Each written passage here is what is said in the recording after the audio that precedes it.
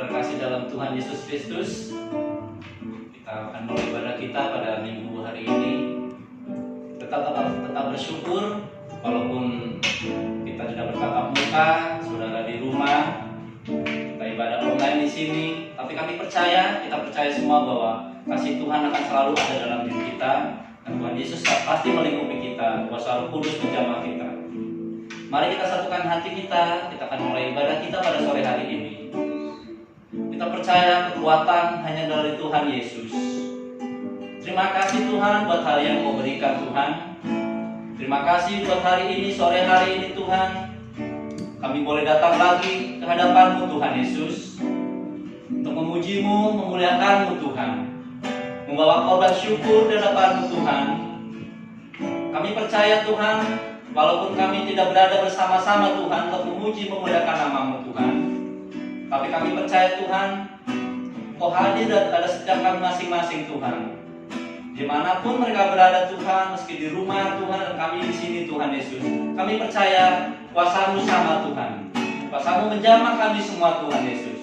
Terima kasih Tuhan. Haleluya.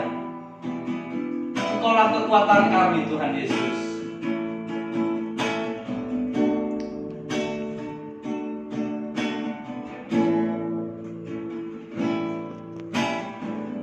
Engkaulah kekuatanku, tempat perlindunganku, saat badai menerpa.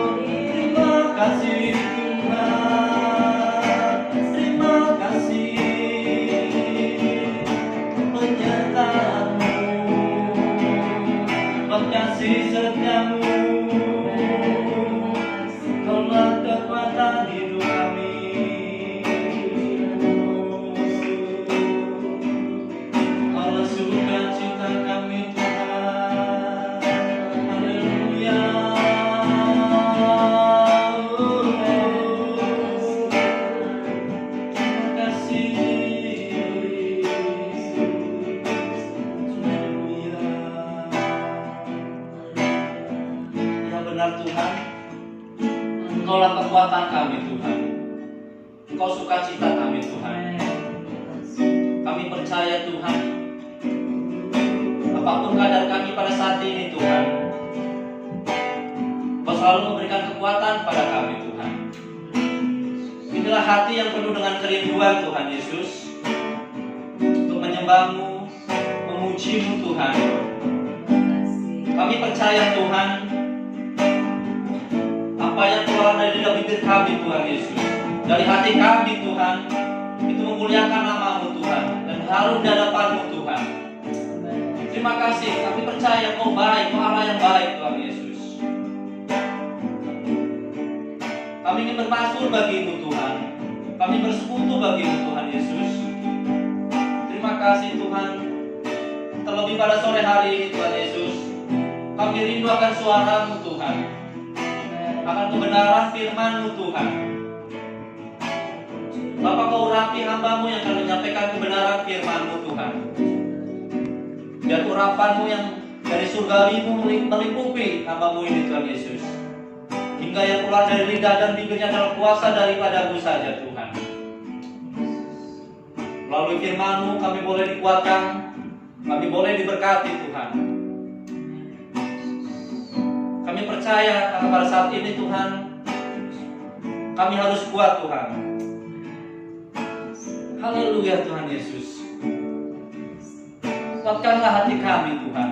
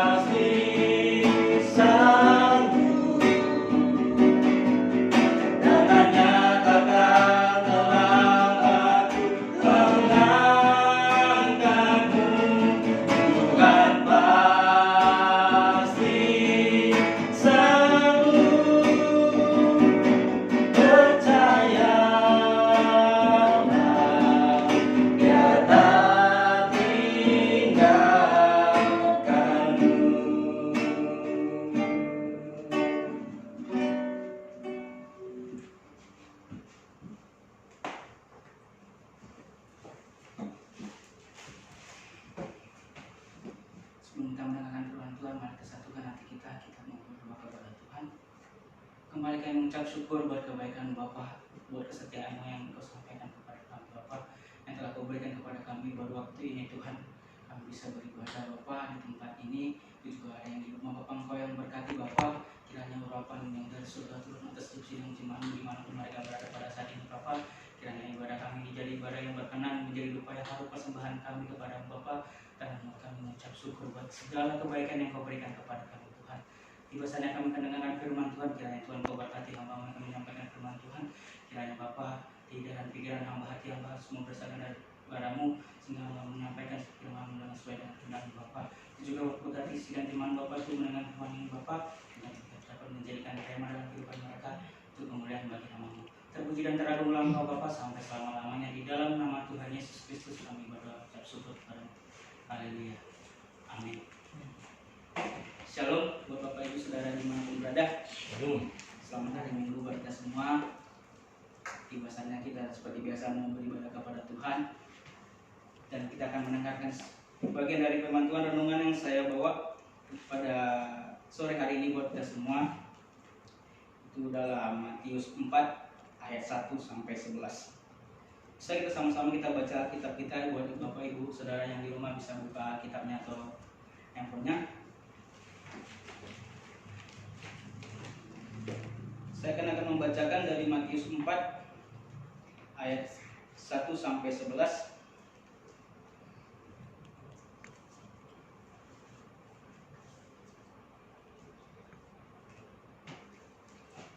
Percobaan di padang gurun. Maka Yesus dibawa oleh Roh ke padang gurun untuk dicobai iblis. Dan setelah berpuasa 40 hari dan 40 malam, akhirnya laparlah Yesus. Lalu datanglah si pencoba itu dan berkata kepadanya, "Jika engkau anak Allah, perintahkanlah supaya batu-batu ini menjadi roti."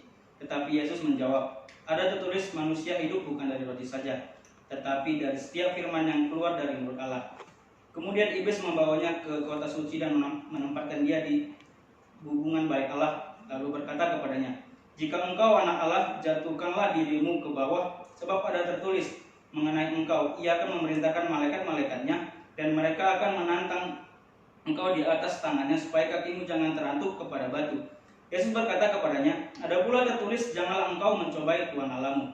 Dan iblis membawanya pula ke atas gunung yang sangat tinggi dan memperlihatkan kepadanya sebuah kerajaan dunia dan dengan kemegahannya, dan berkata kepadanya, "Semua itu akan kuberikan kepadamu, jika engkau sujud menyembah aku." Maka berkatalah Yesus kepadanya, "Hanyalah iblis, sebab ada tertulis, engkau harus menyembah Tuhan Allahmu, dan hanya kepada Dia sajalah engkau berbakti." Lalu iblis meninggalkan dia, dan lihatlah malaikat-malaikat datang melayani Yesus. Amin. Firman Tuhan. Dalam ayat ini saya membuat tema renungan pada minggu hari ini, itu tetap teguh dalam persoalan. Jika saya bertanya siapa yang belum pernah mengalami persoalan, pasti kita semua pernah mengalami suatu persoalan atau masalah. Selama kita masih hidup di dunia, pasti kita menghadapi yang namanya persoalan dan masalah. Tapi pernah nggak terpikir dalam benak kita, apa sih tujuan pencobaan, apa sih tujuan masalah, apa sih tujuan ketika kita menghadapi suatu kendala, suatu situasi sulit? Sini saya membuat kesimpulan tujuan dari pencobaan itu, satu, meningkatkan kualitas iman dan hidup kita. Kedua, menaikkan level setiap persoalan. Misalnya kita menghadapi masalah-masalah kecil, jika kita menghadapi soal masalah yang lebih tinggi dari itu, pasti kita bisa menghadapinya. Seperti kita ketika waktu sekolah dari SD, SMP, SMA, sebelum kita sampai ke SMA itu justru pasti pelajarannya begitu berat dibandingkan dengan SD. Tapi kita untuk menyampai ke SMA kita harus melewati tata-tata caranya dari SD, SMP, SMA. Dari persoalan-persoalan kecil, menengah, duduk, dan persoalan-persoalan yang atas. Yang ketiga, meningkatkan kualitas diri dalam menghadapi berbagai masalah atau persoalan. Ini bercerita tentang respek atau respon kita ketika kita menghadapi masalah. Tapi kerap ada 3 kesalahan yang sering kita lakukan tanpa kita sadari, Bapak Ibu Saudara yang terkasih dalam Tuhan, ketika kita menghadapi sebuah masalah. 1, yaitu speed, jalan pintas. Dalam ayat firman Tuhan yang pasal 4 ayat yang pertama dan sampai ayat ketiga itu saya bacakan sekali lagi. Maka Yesus dibawa oleh Roh ke ke padang gurun untuk dicoba iblis. Dan setelah berpuasa 40 hari dan 40 malam, akhirnya laparlah Yesus. Lalu datanglah si pencoba itu dan berkata kepadanya, "Jika engkau anak Allah, perintahkanlah supaya batu ini menjadi roti." Kita tahu bahwa Yesus itu adalah Allah kita yang kita sembah. Justru tidak mustahil bagi Tuhan Yesus untuk bisa mengubah batu itu menjadi roti. Tapi tujuan Yesus di situ ketika dia melakukan puasa di padang gurun, tujuan Yesus bukan itu. Tapi di ayat ini Tuhan Yesus menyatakan sebuah proses. Sebab katanya manusia hidup bukan berasal dari roti saja, tapi melalui firman Allah.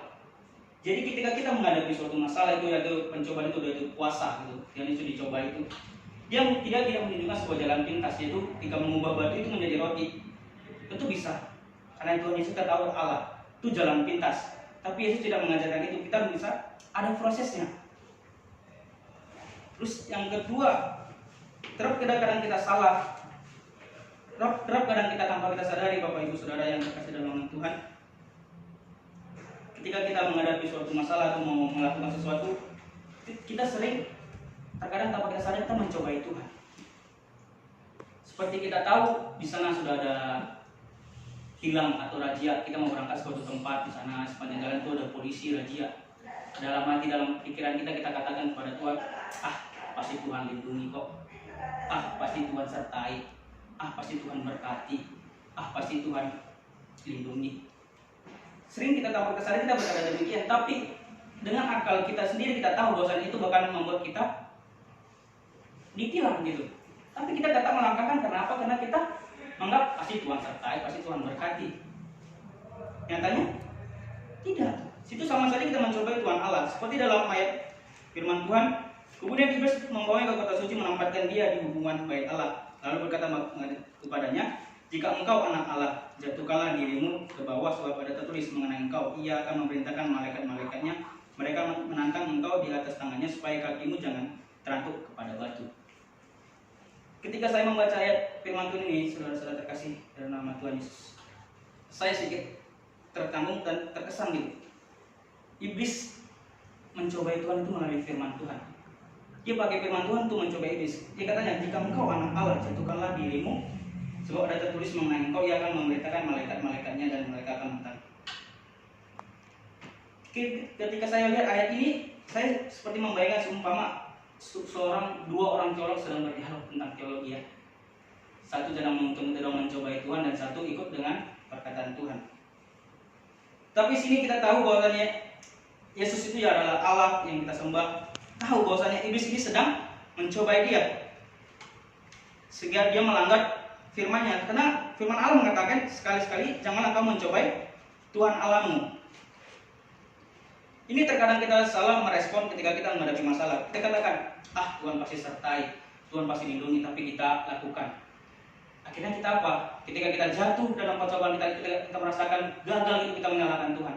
Tuhan, kenapa enggak kau sertai? Kenapa enggak kau lindungi? Kenapa enggak kau berkati? Sedangkan firman Tuhan mengatakan jangan pernah mencobai Tuhan Allahmu. Ketika kita menghadapi masalah, kita harus tanya Tuhan kepada Tuhan. Tuhan sedang apa yang sedang kau berikan kepadaku, pelajaran apa yang sedang kau berikan kepadaku, sehingga aku bisa melakukannya dengan sesuai dengan kehendak-Mu. Sebab di ayat sebelumnya dikatanya manusia bukan hidup dengan roti, tapi malah firman Allah. Kita harus tanya Allah terlebih dahulu apa yang harus kita lakukan. Terus sering terjadi, dan ini banyak terjadi ketika anak muda ya. Itu kenikmatan atau sensasi ketika kita menghadapi masalah. Ketika kita menghadapi masalah yang terjadi apa? Teman-teman apa yang membuat kita bisa pikiran kita tenang, kayak saya dulu ya sebelum bertobat itu, ketika menghadapi masalah yang saya cari apa? Teman-teman yang bisa ajak senang-senang, mabuk-mabukan, arut-arutan, gak jelas. Kata apa? Itu masalah hilang ketika ada, tapi setelah itu berakhir masalahnya teringat lagi gitu. Ini terkadang ketika kita menghadapi masalah itu kita salah respon dengan cara mencari kenikmatan dunia. Tetapi carilah kenikmatan di dalam Allah melalui penyembahan dengan roh dan kebenaran. Untuk itu Bapak Ibu Saudara yang terkasih dalam nama Tuhan, ini firman Tuhan yang dapat saya sampaikan kepada kita semua. Ketika kita menghadapi masalah seperti sekarang ini, masalah situasi sulit, kita harus bisa bijak, hikmat, penuh minta tuntunan Roh Kudus untuk kita Bapak Ibu Saudara yang dikasihi oleh Tuhan, agar kita tidak salah dan kita tidak mencobai Tuhan Allah kita. Di sini saya membuat 2 tips. Ini saya lakukan secara pribadi, tapi bisa Bapak Ibu juga coba. Ketika menghadapi masalah, saya selalu melibatkan Tuhan setiap kendala itu, setiap masalah itu. Karena apa? Saya tahu saya hidup di dunia ini karena Tuhan. Berarti perkara saya, perkara Tuhan juga. Bisnis saya, bisnis Tuhan juga. Karena apa? Kehidupan ini sepenuhnya adalah milik Tuhan. Jadi libatkan Tuhan dalam segala aspek, baik dalam sukacita, dalam duka cita, maupun dalam kesengsaraan atau dalam kita dalam masalah. Semua dalam aspek kehidupan kita libatkan Tuhan. Karena Tuhan yang lebih tahu tentang kehidupan kita. Dan yang kedua, ketika kita gagal, kita jatuh, jangan pernah kita katakan kepada Tuhan, Tuhan kau gak berhati, aku gak percaya. Jangan Bapak Ibu Saudara, percaya sama Tuhan. Tuhan yang pegang kendali kehidupan kita. Serahkan kehidupan Bapak Ibu Saudara yang terkasih dalam Tuhan kepada Tuhan. Dan ketika kita mengalami jatuh atau mengalami persoalan, teruslah berjuang dan belajar dari kesalahan. Karena apa? Selama kita masih hidup di dunia ini yang sementara ini, sebelum kita nanti sampai kehidupan yang kekal di tempat kerajaan yang dijanjikan Allah, karena kita adalah anak-anak yang percaya, anak-anak yang penuh anugerah kasih karunia Allah, kita akan terus menghadapi yang namanya itu persoalan. Jadi teruslah kita berjuang dan teruslah kita belajar. Memang tidak mudah menjalani kehidupan kita. Maka dari itu sama-samalah kita belajar Bapak Ibu Saudara. Sama-sama mau diproses Tuhan. Proses itu tidak gampang. Sakit, iya. Kecewa, pasti. Jangan biarkan rasa itu membuat iman kita lemah. Justru membuat kita semakin kuat. Membuat kita semakin teguh. Seperti tujuan percobaan itu adalah meningkatkan kualitas iman dan hidup kita, menaikkan level-level yang bisa kita hadapi persoalan itu. Kita menghadapi satu persoalan, kita bisa menyelesaikan satu, berarti nilai kita di hadapan Tuhan, oh kamu dalam persoalan yang kamu bisa atasi. Maka Tuhan akan terus mendidik kita, mengajari kita dengan memberi kita hikmat bagaimana kita menghadapi suatu persoalan. Memang semua itu butuh proses. Seperti perhiasan juga itu butuh proses. Sebelum menjadi perhiasan yang cantik kita pakai di anting, kalung ataupun cincin kita. Jika kita lihat proses pembentukan perhiasan seperti emas itu, sebelum menjadi cantik dan indah dia harus apa? Dilunakkan seperti apa? Dibakar, dipukul, baru bisa dibentuk dan harganya nilai. Dan bahkan kita jauh lebih berharga dari itu semua, karena kita adalah anak-anak Allah, anak-anak yang hidup di dalamnya, yang itu memperoleh keselamatan dan hidup yang kekal. Demikian firman Tuhan yang bisa saya sampaikan. Semoga Tuhan memberkati kita semua. Mari Bapak Ibu kita satukan hati kita berdoa buat firman Tuhan. Kembali kami ucap syukur buat kebaikan Bapa atas penyertaan Tuhan dalam kehidupan kami. Kami tahu Bapa, situasi sulit ini seperti COVID-19 ini Bapa, kami serahkan dalam tangan-Mu. Kami percaya Tuhan, Engkau yang pegang kendali dalam masalah ini. Untuk itu Bapa, ingatkan kami, biarlah Roh Kudus yang selalu mengingatkan kami Bapa, agar kami selalu berada di jalan Tuhan, mengikuti proses Tuhan, agar kami tidak salah ya Bapa. Dan kami bisa ketika kami menghadapi masalah, kami mencari kenikmatan di dalam penyembahan, dalam roh dan kebenaran Bapa. Kiranya Bapa Engkau ajari kami selalu bisa mengucapkan ucap syukur kepada Bapa, karena Engkau baik, Engkau sangat baik dalam kehidupan kami Bapa. Ya Tuhan, pada saat ini sudah berhenti berkata Bapa, tapi hamba percaya ya Tuhan, Roh-Mu akan selalu berbicara atas sidang jemaat-Mu, mengingatkan mereka, memberkati mereka, melindungi mereka Tuhan, sesuai dengan firman-Mu. Dan terpujilah teragunglah Engkau Bapa sampai selama-lamanya. Di dalam nama Tuhan Yesus kami berdoa dan ucap syukur kepada-Mu. Haleluya. Amin.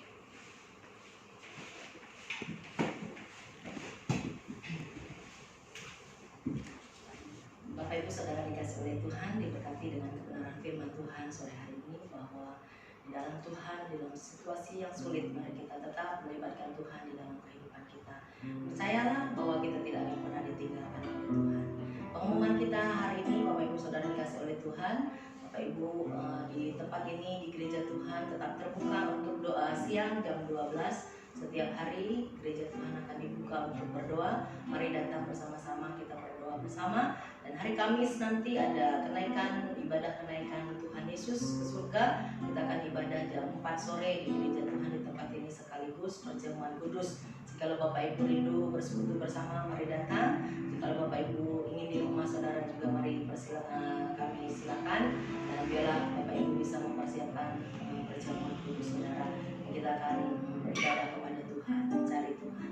Mari kita akan menutup ibadah kita sore hari ini. Kita angkat pujian kepada Tuhan. Waktu Tuhan yang terbaik. Refnya saja. Waktu Tuhan pasti yang terbaik. Amin. Haleluya.